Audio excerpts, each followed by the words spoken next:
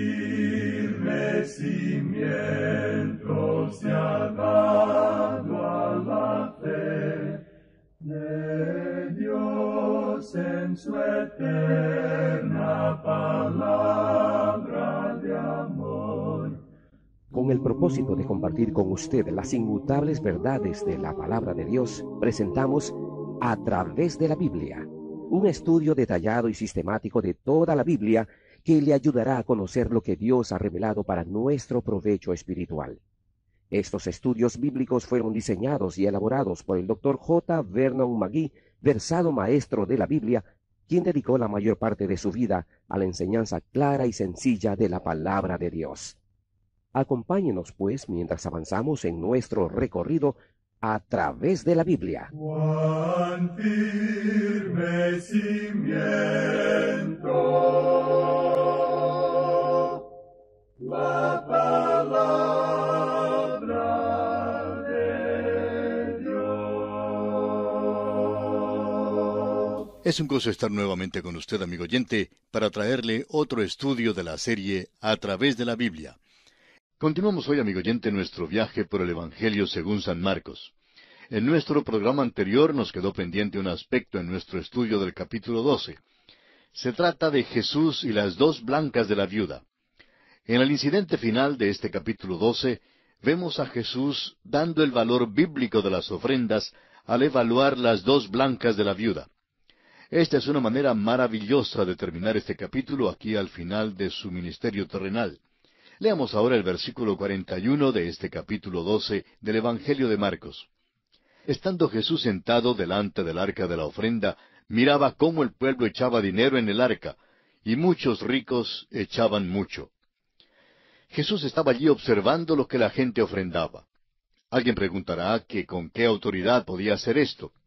No olvidemos que Él tiene la misma autoridad hoy en día de pararse allí mismo en la hora de tomar la ofrenda en su iglesia, o en cualquier tiempo que le pidan ofrendar para alguna causa dentro de la obra del Señor.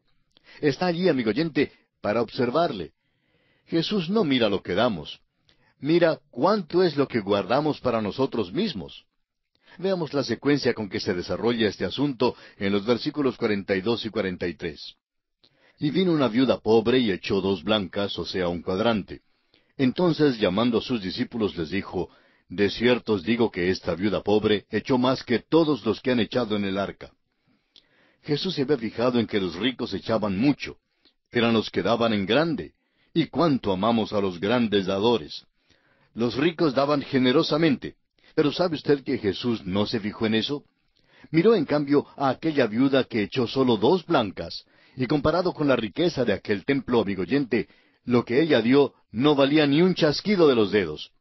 Pero ¿sabe usted lo que hizo Cristo? Él tomó aquellas 2 blancas y simplemente las cambió en el oro de los cielos.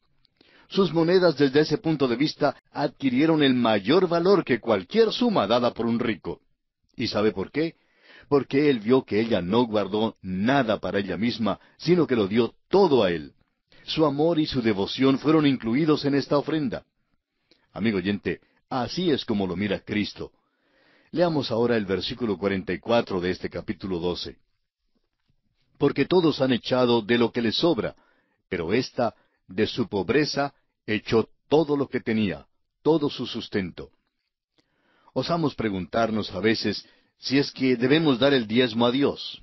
Amigo oyente, ¿cuánto guarda para usted mismo? No se trata de cuánto es lo que le damos a Él. Dios no exige que demos cierta suma ni cierto porcentaje. La pregunta es, ¿cuánto le amamos? Hay quienes deben dar un 50% o más de lo que ganan. El Señor es quien mira cómo es que damos. No se fija en la cantidad que ofrendamos. La viuda no dio nada de gran valor, amigo oyente. Dudamos que el tesorero le hiciera mucho caso. Pero el Señor toma las 2 blancas de la viuda y las cambia en el oro del cielo.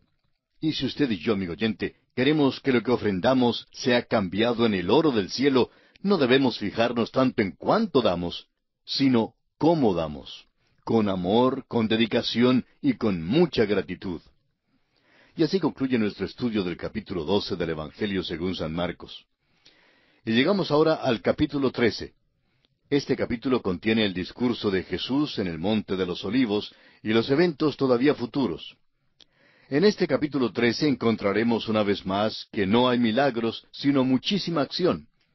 El Evangelio de Marcos es un evangelio de acción y en él hemos encontrado un gran énfasis sobre los milagros. Pero en este capítulo 13, la acción es algo que ocurrirá en el futuro. Relata los eventos que llamamos escatológicos, o sea, los que finalizan esta edad. Se da también los eventos catastróficos que caracterizarán la gran tribulación. Y se describe la segunda venida de Cristo en forma muy gráfica. Esta es una acción relacionada con el poder divino, un poder mucho más grande que el poder atómico. El discurso del Monte de los Olivos que encontramos en este capítulo es un relato paralelo al relato que da Mateo, pero en una versión más breve que la de Mateo. El hecho es que es una edición resumida. Esta brevedad en sus descripciones caracteriza casi todo el Evangelio de San Marcos, excepto algunos casos notables donde Marcos da el relato más largo en cuanto a ciertos incidentes. Pero en general tiene la costumbre de abreviarlo todo y de presentar una acción veloz. Veamos ahora el bosquejo de este capítulo 13. Primero, la presentación de las preguntas de los discípulos a Jesús en la cumbre del Monte de los Olivos, versículos 1 al 4. Segundo, el panorama de esta edad, versículos 5 al 7. En tercer lugar, la persecución precedente a la gran tribulación, en los versículos 8 al 13. En cuarto lugar, la profecía en cuanto a la gran tribulación, versículos 14 al 23. Quinto, la segunda venida de Cristo, versículos 24 al 27. En sexto lugar, la parábola de la higuera, versículos 28 al 33. Y en séptimo y último lugar, el programa para el pueblo de Dios, versículos 34 al 37. Comencemos pues con el primer punto, la presentación de las preguntas de los discípulos a Jesús. Leamos el primer versículo de este capítulo 13 de Marcos. Saliendo Jesús del templo, le dijo uno de sus discípulos, Maestro, mira qué piedras y qué edificios. Vemos aquí un ejemplo de cómo puede haber un falso concepto de algún pasaje de las Escrituras. Uno naturalmente hace la pregunta, ¿qué hay en lo recóndito del pensamiento de todo esto? No tenemos ninguna indicación del motivo para que los discípulos hicieran tal declaración. En realidad, tenemos que volver a Mateo capítulo 23, versículo 28, para enterarnos del motivo. Jesús había pronunciado una desolación venidera sobre el tiempo. Los discípulos estaban confundidos porque había una grandiosidad y gloria difíciles de emular en el templo y en los edificios aledaños. Ellos querían asegurarse de que Jesús se hubiera fijado en ese aspecto. Por tanto, le dicen, Maestro, qué piedras y qué edificios. Notemos la respuesta de Jesús en el versículo 2. Jesús respondiendo le dijo, ¿ves estos grandes edificios? No quedará piedra sobre piedra que no sea derribada. Jesús les hace una pregunta. Ellos le habían pedido que mirara los edificios porque no querían que Él no los notara. Ahora Jesús les hace la pregunta, ¿realmente los ven? Jesús está enseñando aquí una gran lección espiritual. Quizá usted vive, o por lo menos ha estado alguna vez, en una de nuestras grandes ciudades de nuestro continente, y ha podido notar los grandes edificios que se elevan por todas partes.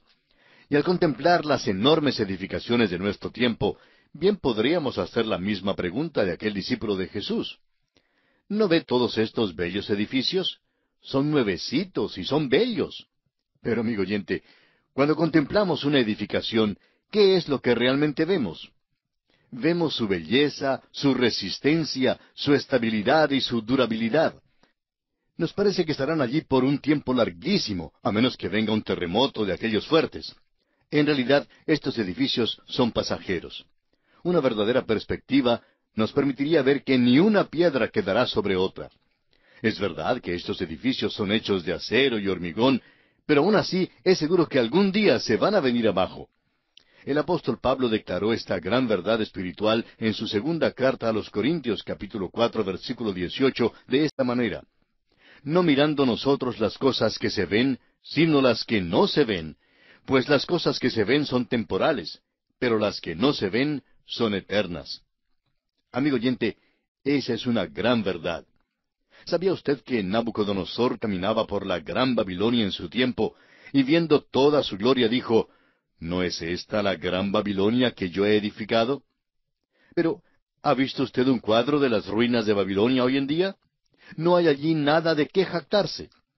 Ha pasado y su gloria ha desaparecido completamente. Y los rascacielos de nuestras grandes ciudades, amigo oyente, también caerán. Jesús dice que todo caerá. Y estas cosas están pasando. Amigo oyente, ¿tiene usted la visión espiritual como para ver las cosas que son eternas? Continuemos con los versículos 3 y 4 de Marcos capítulo 13. Y se sentó en el monte de los olivos frente al templo. Y Pedro, Jacobo, Juan y Andrés le preguntaron aparte, Dinos, ¿cuándo serán estas cosas? ¿Y qué señal habrá cuando todas estas cosas hayan de cumplirse? Marcos siempre incluye algún detalle que no nos dan los escritores de los otros evangelios. Nosotros no sabíamos que estos 4 hombres eran los que realmente fueron delegados como un comité para hacerle las preguntas a Jesucristo, pero aquí están. Recuerde usted que este es el Evangelio de Pedro. Pedro le dijo a Marcos lo que estos 4 hombres que estaban en el grupo le preguntaron a Jesús. Marcos menciona 2 de las preguntas. Mateo menciona 3 preguntas que le hicieron a Jesús, mientras que Lucas da parte de la respuesta. Cuando lo juntamos todo, notamos que Mateo relata todas las preguntas que le hicieron los discípulos a Jesús. Veamos ahora estas 3 preguntas. Primero, dinos, ¿cuándo serán estas cosas? Esto se refiere a cuándo es que no quedará piedra sobre piedra. Lucas da la respuesta de nuestro Señor a esta pregunta. La segunda pregunta es, ¿qué señal habrá de tu venida? Y la tercera pregunta, ¿qué señal habrá del fin del siglo? Mateo y Marcos dan la respuesta de nuestro Señor a las 2 últimas preguntas. Mateo la da con mucho más detalles que Marcos, pero consideraremos el énfasis que le da Marcos. Recuerde usted que Marcos está escribiendo este Evangelio para los romanos, y por eso destacará todo aquello que revela poder, acción y drama. Y encontraremos aquí mismo muchas de esas cualidades. Leamos los versículos 5 al 7 de Marcos 13. Jesús, respondiéndoles, comenzó a decir, Mirad que nadie os engañe, porque vendrán muchos en mi nombre diciendo, Yo soy el Cristo, y engañarán a muchos. Mas cuando oigáis de guerras y de rumores de guerras, no os turbéis, porque es necesario que suceda así, pero aún no es el fin. Encontramos que esta es una amonestación continua, una amonestación contra los falsos cristos. Algunos pensarán que esto no presenta ningún peligro en el día de hoy, pero nosotros creemos que es muy pertinente ahora mismo. Por ejemplo, el Cristo de los liberales teológicos es un anticristo, no es el verdadero Cristo. Algunos pueden pensar que ellos predican el Cristo de la Biblia, pero no es así. Según las declaraciones de ellos, el Cristo que predican no nació de una virgen, nunca hizo milagros, no derramó su sangre por los pecados del mundo, no fue levantado corporalmente del sepulcro, no subió al cielo, ni viene de nuevo corporalmente. Amigo oyente, no hay un Cristo así en la Biblia. El Jesús de la Biblia nació de una virgen e hizo milagros, derramó su sangre por los pecados del mundo. Eso es lo que la Biblia dice, y la Biblia contiene los únicos documentos de índole histórica con respecto a Jesús. La Biblia sostiene todos estos hechos cardinales de la fe. Los liberales hablan de otro Cristo, de otro Jesús, y cualquiera otro, amigo oyente, es un anticristo. Escuche usted las palabras del evangelista Juan en su primera carta, capítulo 2, versículo 18.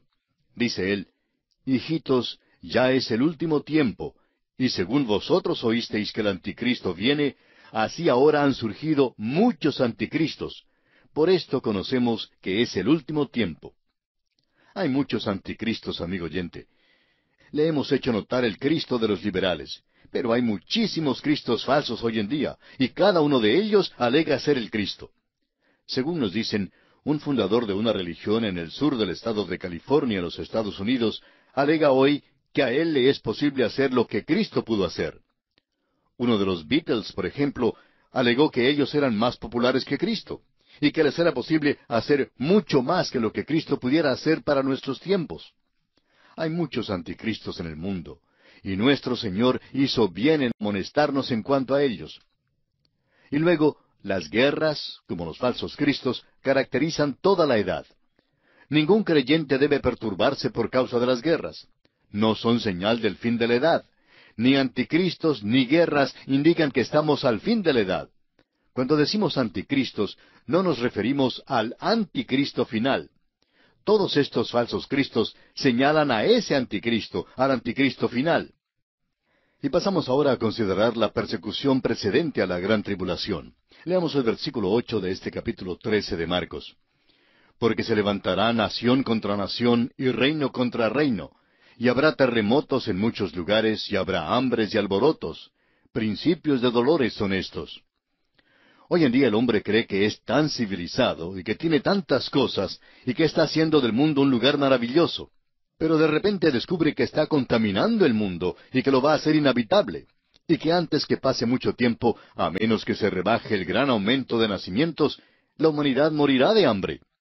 La Biblia dice, amigo oyente, que vendrán las aflicciones y las hambres. Es interesante que este libro que los hombres han despreciado es tan exacto en cuanto a todo. Hace unos pocos años que los hombres creían que la ciencia resolvería todos los problemas del mundo. Ahora sabemos que la misma ciencia ha creado tales problemas que ni la ciencia ni el mundo pueden resolver. Aún Bernard Shaw tuvo que decir, la ciencia en la cual yo confiaba absolutamente ha fallado. Y ustedes están viendo a un ateo que ha perdido su fe. ¡Qué tragedia! Permítanos decirle, amigo oyente, que estas son las cosas que caracterizarán el fin de la edad. Leamos ahora los versículos 9 y 10 de este capítulo 13. Pero mirad por vosotros mismos, porque os entregarán a los concilios, y en las sinagogas os azotarán, y delante de gobernadores y de reyes os llevarán por causa de mí, para testimonio a ellos. Y es necesario que el Evangelio sea predicado antes a todas las naciones. Ahora no creemos que esté hablando aquí en cuanto a la iglesia. Y el Evangelio del cual él habla aquí es el Evangelio del reino. Este también es el Evangelio de la gracia.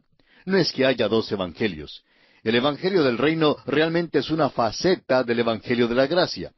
Toda salvación es por la gracia de Dios. Y Dios nunca ha tenido sino un solo medio para salvar a los pecadores, y es mediante la sangre de Jesucristo. Pero el Evangelio del reino acentuará el mensaje de arrepentíos porque el reino de los cielos se ha acercado. En otras palabras, Él viene. Y cuando ellos lo digan en aquel día, será en el período de la gran tribulación. Y así será cumplido todo esto al pie de la letra. Veamos ahora el versículo 11 de Marcos capítulo 13. Pero cuando os trajeren para entregaros, no os preocupéis por lo que habéis de decir, ni lo penséis, sino lo que os fuere dado en aquella hora, eso hablad, porque no sois vosotros los que habláis, sino el Espíritu Santo. Esto no es un versículo que pueda usar un predicador perezoso como una excusa para no preparar un sermón. Un predicador estaba en una ocasión en una estación del ferrocarril esperando el tren que le llevaría a un pueblito donde iba a predicar. Otro predicador que estaba parado allí le estaba observando y le vio caminando de un lado a otro repasando sus notas para su sermón. ¿Es usted predicador?, le preguntó el segundo. Sí, lo soy, contestó el primero. ¿Y qué hace usted?, preguntó el segundo. Estoy repasando las notas del sermón, dijo el primero.